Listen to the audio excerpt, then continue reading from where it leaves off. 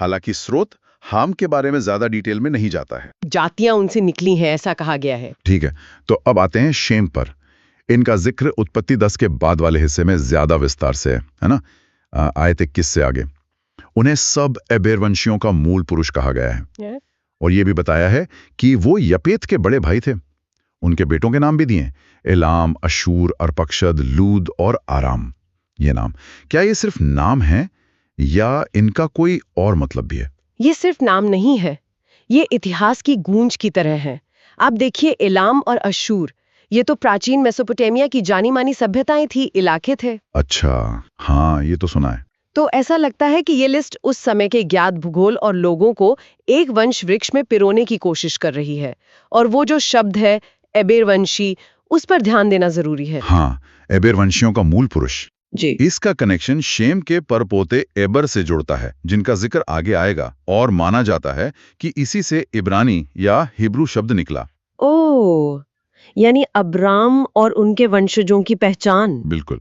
तो ये वंशावली सिर्फ रिश्ते नहीं बता रही, ये एक तरह से पहचान की नींव रख रही है। ये कहने का तरीका है कि देखो, दुनिया के ये सारे जाने माने लोग और इलाके, वो सब इसी एक स्रोत से जुड़े हैं, नूह और उनके बेटों से। और इसमें शेम का वंश खास है। ये तो वाकई दिलचस्प है। मतलब ये सूची एक तरह का नक्शा बन जाती है। हाँ, एक तरह का सांस्कृतिक और भौगोलिक नक्शा। तो आगे बढ़ते हैं। शेम के बेटे आराम के भी बेटे हुए, ऊस, हूल, गेतेर और मश। फिर कहानी अर्पक्षद की तरफ मुड़ती है, जो शेम के एक और बेटे थे। अर्पक्षद ने शेला को जन्म दिया और शेला ने एबर को। तो यहाँ हम उस एबर तक पहुंच गए जिनका जिक्र आपने एबर वंशियों के संदर्भ में किया था। जी हाँ, वही एबर। और एबर के यहाँ एक बहुत ही ध्यान खींचने वाली बात होती है, उनके 2 बेटे हुए, पेलेग और योक्तान।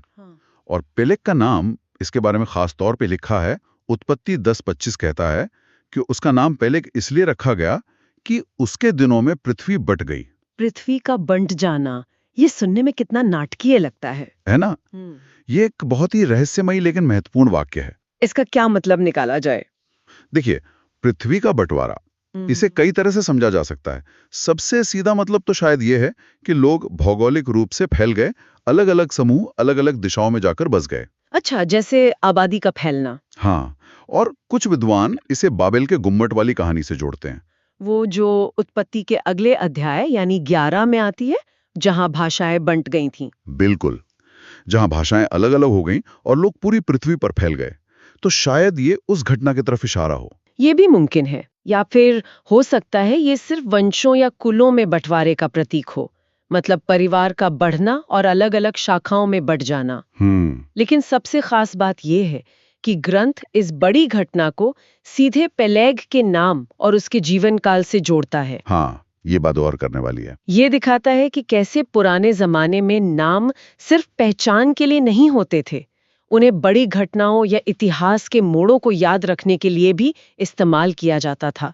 एक व्यक्ति का नाम पूरी पीढ़ी के अनुभव का प्रतीक बन गया। वाह, ये सोचने का एक बिल्कुल अलग नजरिया है कि नाम कैसे इतिहास को अपने अंदर समेट सकते हैं। जी। अच्छा, पेलेग के भाई योक्तान का भी जिक्र है।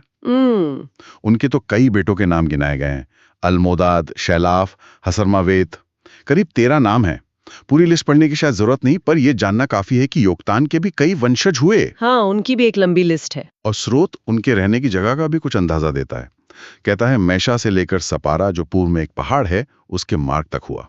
जी, ये फिर से उस भौगोलिक फैलाव की ओर इशारा करता है। ये दिखाता है कि ये वंशज कहाँ-कहाँ बसे होंगे, कम से कम लेखक की समझ के अनुसार। ठीक है।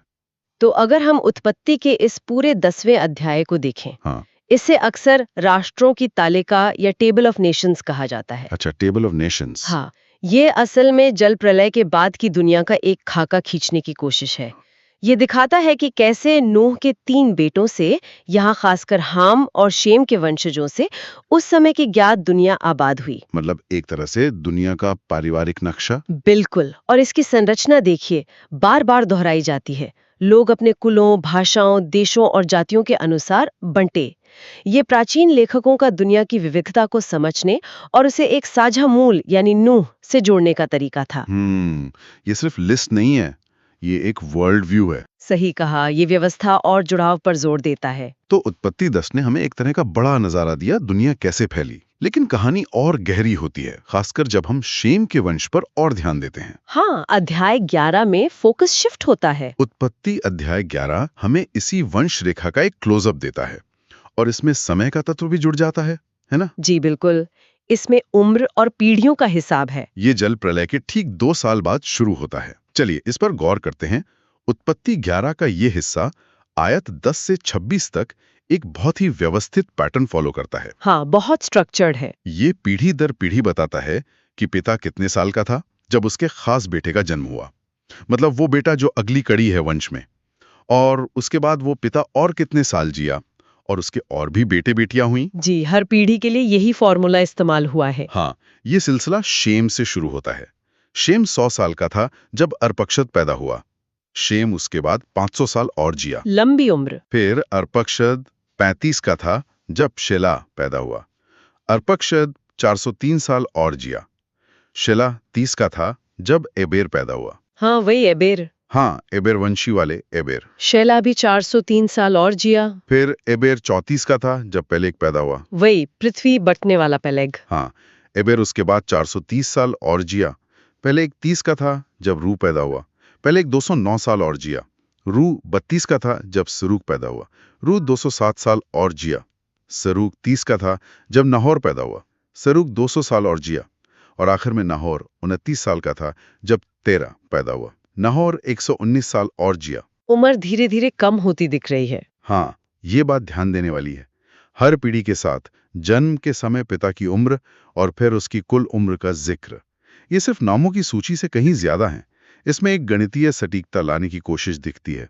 इसमें 2 बातें खास तौर से उभरती हैं। बताइए। पहली तो ये जो आपने नोट किया, उम्र का कम होना। अगर हम बाइबल के पूरे संदर्भ में देखें, हालांकि ये सीधे इन आयतों में नहीं है, तो जल प्रलय के बाद इन पीढ़ियों की उम्र धीरे धीरे कम होती जाती है। जल प्रलय से पहले के जो पात्र थे, उनकी उम्र तो सैकड़ों सालों में बताई जाती है। हाँ, वो तो अविश्वसनीय लगता है। तो ये शायद मानव जीवन में एक बदलाव का संकेत हो। लेकिन दूसरी ओर शायद ज्यादा महत्वपूर्ण बात इस संरचना का उद्देश्य है। क्या उद्देश्य? ये सिर्फ रिकॉर्ड रखने के लिए नहीं है। ये पीढ़ी दर पीढ़ी निरंतरता पर जोर देती है, समय के बीतने का हिसाब रखती है, और सबसे बढ़कर ये एक सीधी रेखा खींचती है जो एक खास व्यक्ति पर जाके खत्म होगी। अच्छा, मतलब ये कहीं ले जा रही है हमें। हाँ, ये इतिहास को एक दिशा दे रही है, एक मंजिल की तरफ ले जा रही है। ये वंशावली असल में वैधता स्थापित करने का एक जरिया है, ये दिखाने के लिए कि जो महत्वपूर्ण व्यक्ति आने वाला है वो सीधे शेम और नूह से जुड़ा है। समझ गया। ये एक उद्देश्यपूर्ण यात्रा लगती है और मंजिल अब करीब आ रही है। जी कहानी अब तेरा पर केंद्रित होती है। जी जैसा हमने देखा, नाहोर 29 साल का था जब तेरा पैदा हुआ। फिर एक अहम मोड़ आता है उत्पत्ति 11:26 में। जब तक तेरा 70 वर्ष का हुआ तब तक उसके द्वारा अब्राम और नाहोर और हारान उत्पन्न हुए। यहाँ पहुंच गए हम। हाँ, यहाँ हम बाइबल के सबसे जाने माने पात्रों में से एक अब्राम, जो बाद में अब्राहम कहलाए, उनके पिता तक पहुंच जाते हैं। आप कहानी एक खास परिवार पर सिमट आती है। बिल्कुल। इसके बाद हमें तेरा के परिवार के बारे में थोड़ी और जानकारी मिलती है। आयत 27 से 29 तक तेरा के 3 बेटे थे, अब्राम, नाहोर और हारान। हाँ, हारान के बेटे का नाम लूत था। ये नाम भी आगे की कहानियों में महत्वपूर्ण है। जी, लूत का जिक्र आगे काफी आता है। फिर एक दुखद घटना का जिक्र है।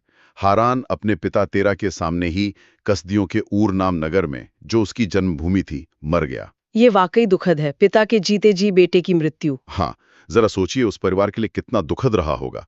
और कसदियों का ऊर, हाँ, और कोई छोटा मोटा गांव नहीं था। नहीं, ये प्राचीन मेसोपोटामिया का एक बड़ा और महत्वपूर्ण शहर था। उस समय की सभ्यता का केंद्र था एक तरह से। जो बिल्कुल सुमेरियन सभ्यता का गढ़। फिर विवाहों का जिक्र आता है। अब्राम ने सारा से शादी की, जो बाद में सारा कहलाई, और नाहोर ने मिल्का से शादी की, जो उसके भाई हारान की बेटी थी। यानी नाहोर ने अपनी भतीजी से शादी की। हाँ, मिल्का की एक बहन यिस्का का भी जिक्र है। ये पारिवारिक रिश्ते आगे की घटनाओं और संबंधों को समझने के लिए जरूरी हो जाते हैं। सही कहा। और यहीं आकर मतलब पूरी तस्वीर साफ होती है। ये जो इतनी लंबी और इतनी विस्तार से वंशावली हमने देखी, उत्पत्ति 10 और 11 में फैली हुई, हाँ, इसका मकसद क्या था आखिर? इसका मकसद सिर्फ ये बताना नहीं था कि कौन किसका बेटा था। इसका मुख्य उद्देश्य था शेम के वंश को बहुत सावधानी से पीढ़ी दर पीढ़ी अब्राम तक पहुंचाना। अब्राम तक? हाँ, क्योंकि अब्राम यहूदी, ईसाई और इस्लाम इन तीनों बड़े धर्मों के लिए केंद्रीय हस्ती हैं, पितामह समान। बिल्कुल। तो ये वंशावली उनके महत्व को स्थापित करती है, उनकी जड़ों को सीधे नूह और जल प्रलय के बाद की दुनिया से जोड़ती है। ये उन्हें एक ऐतिहासिक और कह सकते हैं कि एक दैवीय योजना का हिस्सा बनाती है।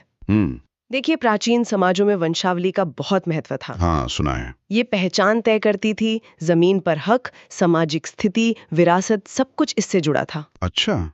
तो ये सूची एक तरह से अब्राम के दावे को पुख्ता करती है, उन्हें इतिहास के मंच पर एक प्रमुख भूमिका के लिए तैयार करती है। तो ये सिर्फ नामों की लिस्ट नहीं बल्कि एक तरह का अधिकार पत्र जैसा है। हाँ, कह सकते हैं। ये उनकी वैधता और महत्व को रेखांकित करती है। तो आज की इस पड़ताल से हमने क्या सीखा? वृक्षों को समझें, देखें कि पुराने नजरिए से दुनिया में अलग अलग देश और भाषाएं कैसे फैली, और हाँ, इस पूरी कहानी में जो कुछ दिलचस्प किरदार हैं, घटनाएं हैं, उनको भी जानें। तो चलिए इन प्राचीन जड़ों की गहराई में उतरते हैं। शुरुआत करते हैं नूह के बेटे हाम के वंशजों से। उत्पत्ति 10 में एक लाइन है, हाम के वंश में यही हुए और ये भिन्न भिन्न कुलों, भाषाओं, देशों और जातियों के अनुसार अलग अलग हो गए। तो यहाँ एक शुरुआती तस्वीर मिलती है कि कैसे एक परिवार से अलग अलग समूह बने और फैले। हालांकि स्रोत हाम के बारे में ज्यादा डिटेल में नहीं जाता है। जातियां उनसे निकली हैं, ऐसा कहा गया है। ठीक है, तो अब आते हैं शेम पर। इनका जिक्र उत्पत्ति 10 के बाद वाले हिस्से में ज्यादा विस्तार से है ना? आयत 21 से आगे उन्हें सब एबेर वंशियों का मूल पुरुष कहा गया है। और यह भी बताया है कि वो यपेत के बड़े भाई थे। उनके बेटों के नाम भी दिए, एलाम, अशूर, अर्पक्षद, लूद और आराम। ये नाम, क्या ये सिर्फ नाम है या इनका कोई और मतलब भी है? ये सिर्फ नाम नहीं है, ये इतिहास की गूंज की तरह है। आप देखिए, एलाम और अशूर, ये तो प्राचीन मेसोपोटामिया की जानी मानी सभ्यताएं थी, इलाके थे। अच्छा, हाँ, ये तो सुना है। तो ऐसा लगता है कि ये लिस्ट उस समय के ज्ञात भूगोल और लोगों को एक वंश वृक्ष में पिरोने की कोशिश कर रही है। और वो जो शब्द है एबेर वंशी, उस पर ध्यान देना जरूरी है। हाँ, एबेर वंशियों का मूल पुरुष जी। इसका कनेक्शन शेम के परपोते एबर से जुड़ता है, जिनका जिक्र आगे आएगा, और माना जाता है कि इसी से इब्रानी या हिब्रू शब्द निकला। ओह, यानी अब्राम और उनके वंशजों की पहचान।